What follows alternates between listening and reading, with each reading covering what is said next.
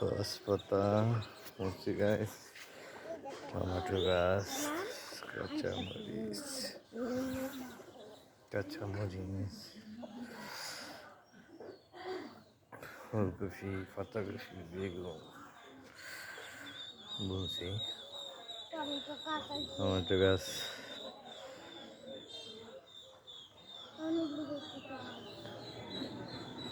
tomato গাছ হয়েছে সেরকম মশলা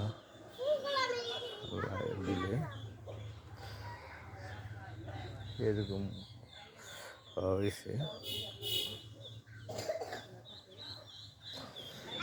ইন্ডিয়ান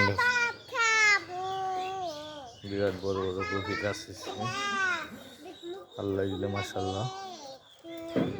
দেখি কেমন হয়েছে, সব পদ্মশ্রী সেরকম সেরকম